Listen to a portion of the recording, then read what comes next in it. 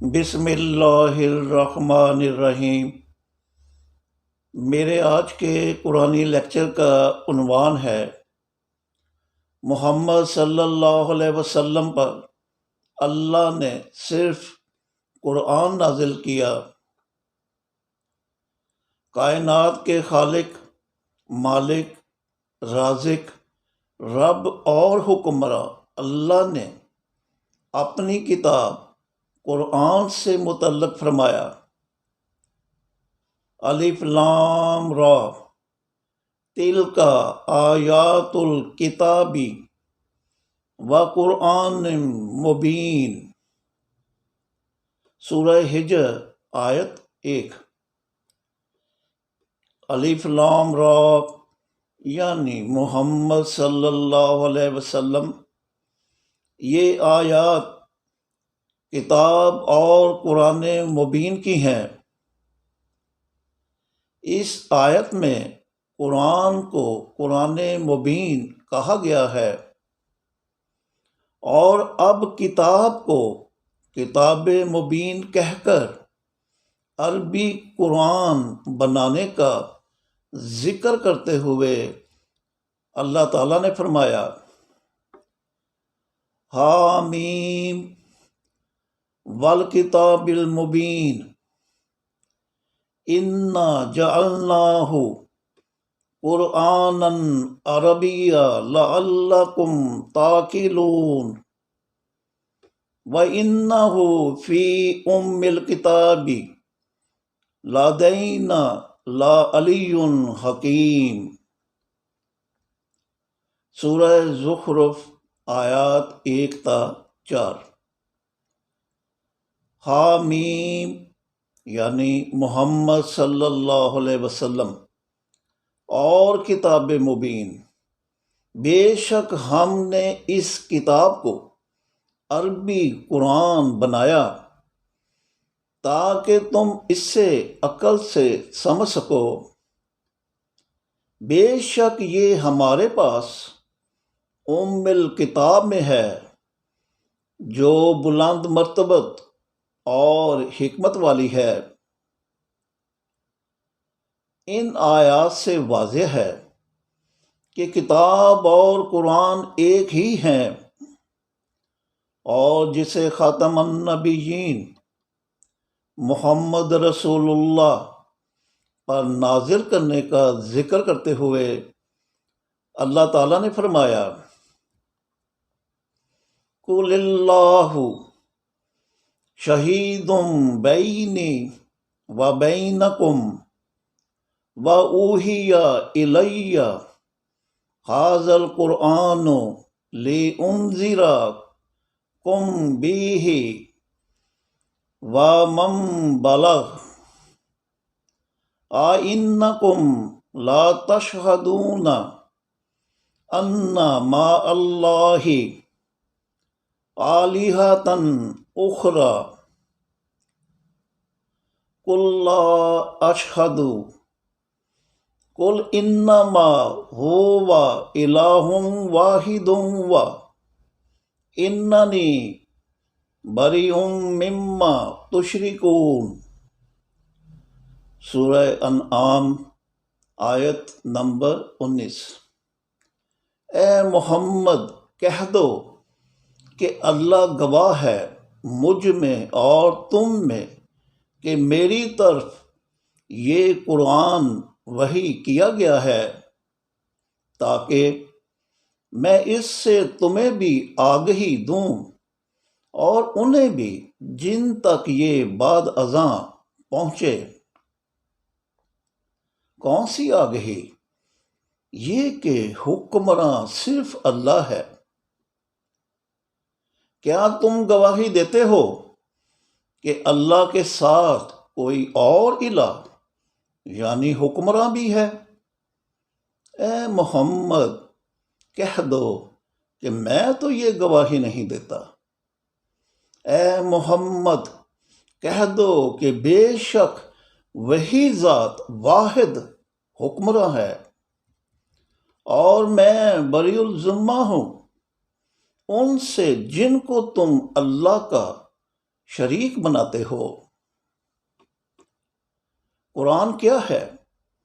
ہر دور کے حامانوں یعنی پرستش فروش مذہبی پیشواؤں کی موت، جو فرعونوں کو ان کی باطل حکمرانی اور قارونوں کو ان کی سرمایہ پرستی کا جواز بخشتے ہیں۔ چنانچہ جب آپ صلی اللہ علیہ وسلم کے دور کے حامانوں، فرعونوں اور قارونوں نے دیکھا کہ قرآن خالص تو ان کی پرستش فروشی، باطل حکمرانی اور سرمایہ پرستی کی موت ہے، تو انہوں نے آپ سے اس شرط پر مفاہمت کرنے کی کوشش کی کہ اس قرآن کے علاوہ کوئی اور قرآن لاؤ یا اس قرآن کو ہی بدل دو۔ مخالفین قرآن کے اس مطالبہ پر محمد صلی اللہ علیہ وسلم کی طرف سے اللہ تعالیٰ نے سورہ یونس کی آیات 15 تا 17 میں یہ جواب دیا، اور جب انہیں ہماری واضح آیات پڑھ کر سنائی جاتی ہیں تو وہ لوگ جنہیں ہم سے ملاقات کی توقع نہیں، کہتے ہیں کہ اس کے علاوہ کوئی اور قرآن لاؤ یا اسی کو بدل دو۔ اے محمد کہہ دو کہ مجھے اس کا اختیار نہیں کہ اس کو اپنی مرضی سے بدل دوں، میں تو خود اس کا اتباع کرتا ہوں جو میری طرف وحی ہوا ہے۔ بے شک میں عظیم دن کے عذاب سے خائف ہوں کہ اگر اپنے رب کی نافرمانی کروں۔ اے محمد کہہ دو کہ اگر اللہ چاہتا تو میں تم پر اس قرآن کو نہ پڑھتا اور تمہیں اس کا ادراک ہی نہ ہوتا۔ بے شک اس سے قبل میں نے تم میں اپنی ایک عمر گزاری ہے، تو کیوں عقل سے کام نہیں لیتے؟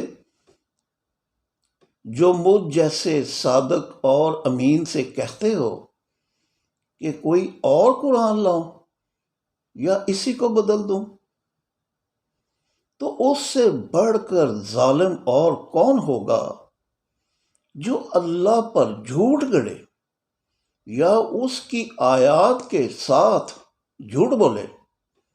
بے شک مجرم لوگ فلاح نہیں پاتے۔ ان آیات سے پتہ چلتا ہے کہ مخالفین قرآن نے محمد صلی اللہ علیہ وسلم سے دو مطالبات کیے۔ نمبر 1، قرآن کے علاوہ کوئی اور قرآن لاؤ، جو اس وقت ممکن تھا کہ جب آپ صلی اللہ علیہ وسلم اللہ پر جھوٹ گڑتے۔ نمبر 2، قرآن کو بدل دو، جو اس وقت ممکن تھا کہ جب آپ قرآن کی آیات کے ساتھ جھوٹ بولتے۔ لیکن آپ صلی اللہ علیہ وسلم نے دونوں مطالبات رد کر دیے کہ ایسا کرنے والے کو اللہ نے ظالم کہا ہے۔ اس کے باوجود مخالفین قرآن نے اپنی ناپاک کوشش جاری رکھی اور اس میں کامیاب ہونے ہی والے تھے کہ اللہ تعالیٰ نے آپ صلی اللہ علیہ وسلم کو ثابت قدم رکھ کر ان کی کوشش کو ناکام بنا ڈالا، جسے خود انہوں نے سورہ بنی اسرائیل کی آیات 73 تا 75 میں یوں بیان کیا۔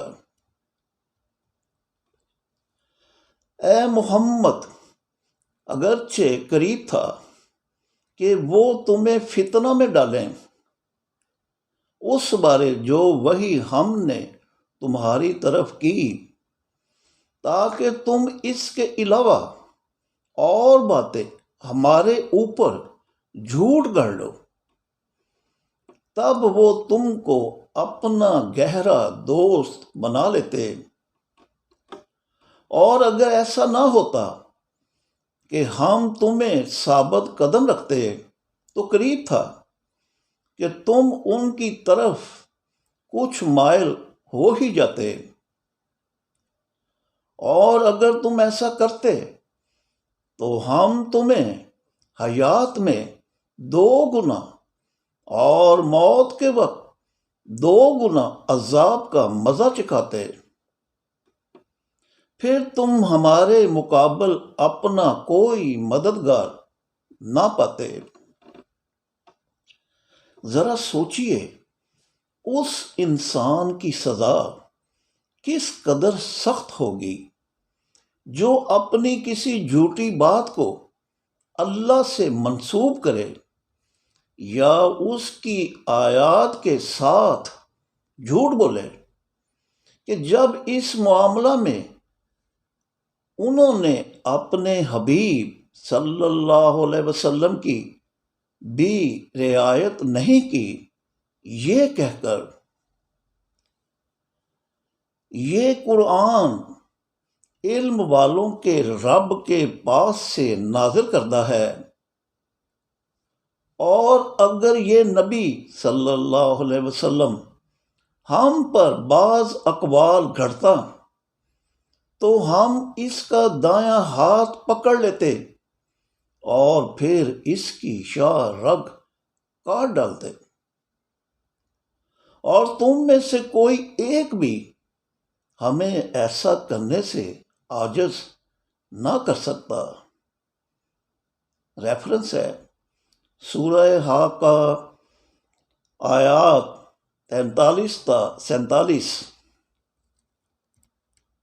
چنانچہ محمد صلی اللہ علیہ وسلم نے تو اپنی زندگی میں کوئی ایک قول بھی گھڑ کر کتابی صورت میں اللہ تعالیٰ سے منسوب نہیں کیا، لیکن آپ کی وفات کے 250 سال بعد ازبکستان کے محمد بن اسماعیل بخاری نے سنی سنائی 6 لاکھ روایات میں سے 2762 روایات کو اپنی کتاب صحیح بخاری میں درج کیا۔ خراسان کے مسلم بن حجاج نے 3 لاکھ روایات میں سے 4348 روایات کو اپنی کتاب صحیح مسلم میں درج کیا۔ سیستان کے ابو داؤد سلیمان بن الاشہت نے 5 لاکھ روایات میں سے 4800 روایات کو اپنی کتاب سنن ابو داؤد میں درج کیا۔ ایران کے محمد بن یزید ابن ماجہ نے 4 لاکھ روایات میں سے 4000 روایات کو اپنی کتاب ابن ماجہ میں درج کیا۔ خراسان کے احمد بن شعیب نسائی نے 2 لاکھ روایات میں سے 4321 روایات کو اپنی کتاب سنن نسائی میں درج کیا، اور ازبکستان کے ابو عیسیٰ محمد بن ترمذی نے 3 لاکھ روایات میں سے 3115 روایات کو اپنی کتاب جامع ترمذی میں درج کیا۔ اس طرح ان کی کتابوں میں درج روایات کی شرح صرف 1.01% بنتی ہے۔ اہل تشیع کی فقہ جعفری، فقہ زیدی، عباسی اور ظاہری ان سے الگ ہے۔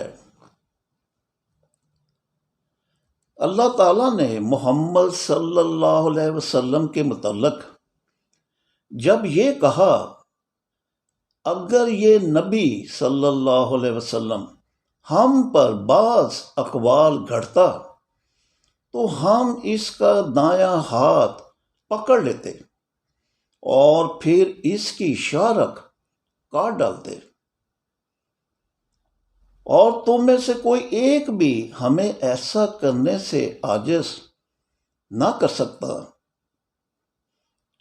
تو ہم اس سزا سے کیسے بچ سکتے ہیں کہ اگر کوئی قول خود سے یا محمد صلی اللہ علیہ وسلم کے نام سے گھڑ کے اللہ سے منسوب کر دیں؟ لیکن محمد بن اسماعیل بخاری، مسلم بن حجاج، ابو داؤد سلیمان بن الاشد، محمد بن یزید ابن ماجہ اور احمد بن شعیب نسائی نے محمد صلی اللہ علیہ وسلم کے نام پر ان کی وفات کے 250 سال بعد اپنے طور پر سنی سنائی 23 لاکھ روایات میں سے صرف 23,346 روایات یعنی 1.01% روایات یعنی 100 میں سے ایک روایت اپنی کتابوں میں درج کی کہ جب کسی بھی شخص کو اپنی کہی کل کی بات 100% یاد نہیں رہتی،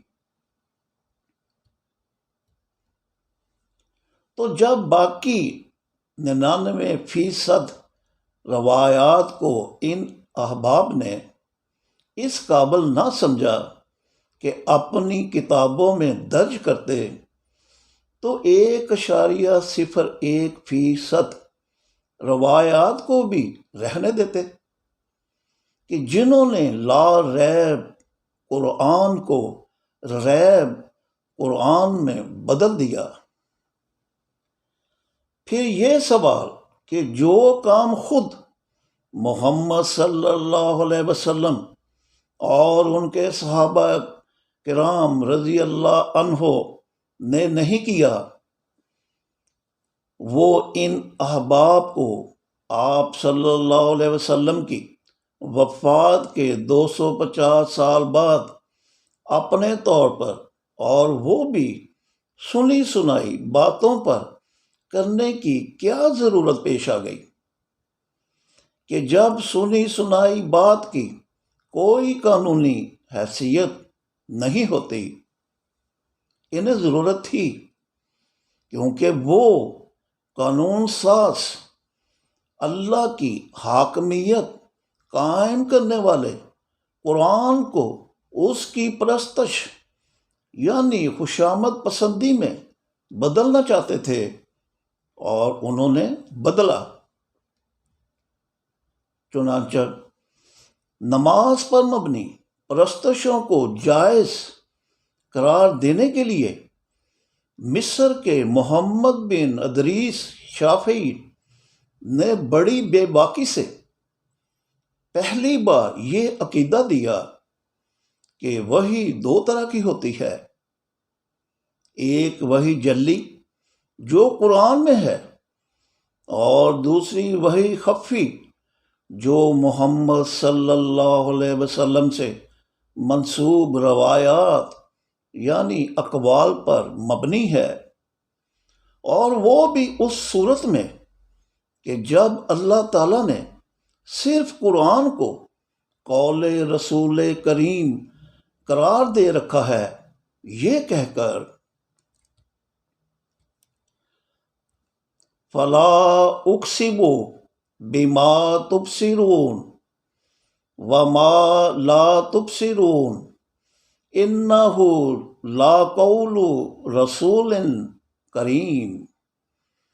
سورہ حاقہ آیات 38 تا 40۔ تو مجھے قسم ہے ان کی جنہیں تم دیکھتے ہو اور جنہیں تم دیکھ نہیں پاتے، کہ بے شک یہ قرآن رسول کریم کا قول ہے۔ چنانچہ قول رسول کریم کی موجودگی میں قرآن کے ساتھ لغو الحدیث یعنی بےہودہ حدیث کی مداحنت کرنے والوں سے اللہ تعالیٰ پوچھتے ہیں، انہ لا قرآن کریم فی کتاب مکنون لا یمسہ الا المطہرون تنزیل من رب العالمین افبہذا الحدیث انتم مدہنون وَتَجْعَلُونَ رِزْقَکُمْ أَنَّکُمْ تُکَذِّبُونَ۔ سورہ واقعہ آیات 77 تا 82۔ بے شک یہ قرآن کریم ہے،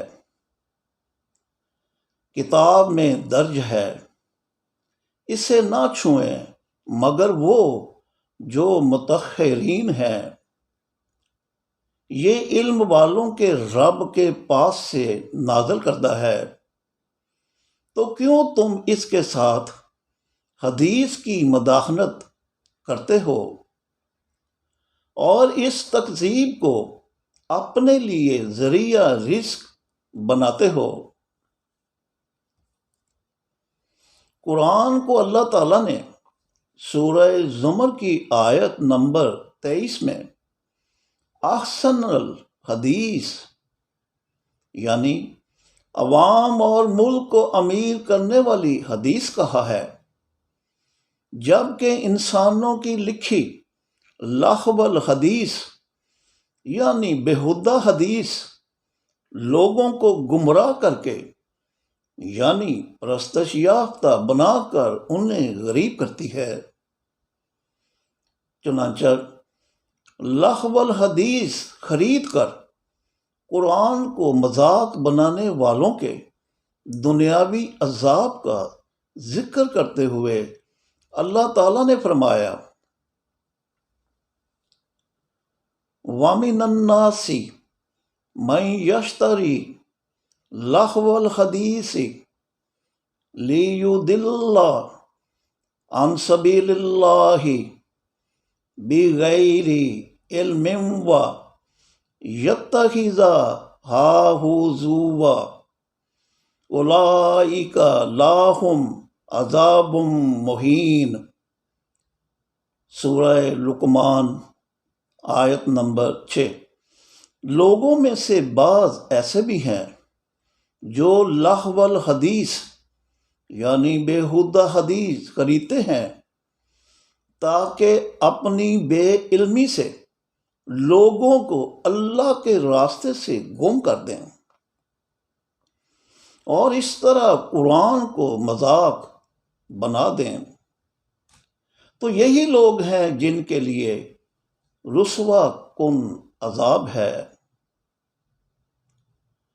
اور اب دوسروں کو اپنی بے علمی سے گمراہ یعنی پرستش یافتہ بنانے والوں کے اخروی عذاب کا ذکر کرتے ہوئے قرآن نے فرمایا، لِيَحْمِلُوا أَوْزَارَهُمْ كَامِلَةً يَوْمَ الْقِيَامَةِ وَمِنْ أَوْزَارِ الَّذِينَ يُضِلُّونَهُمْ بِغَيْرِ عِلْمٍ أَلَا سَاءَ مَا يَزِرُونَ۔ سورہ نحل آیت 25۔ قیامت کے دن اپنا پورا بوجھ اٹھائے ہوں گے اور کچھ بوجھ ان لوگوں کا بھی جنہیں اپنی بے علمی سے گمراہ یعنی پرستشی کیا ہوگا، تو کیا ہی برا بوجھ اٹھائے ہوں گے۔ شکریہ۔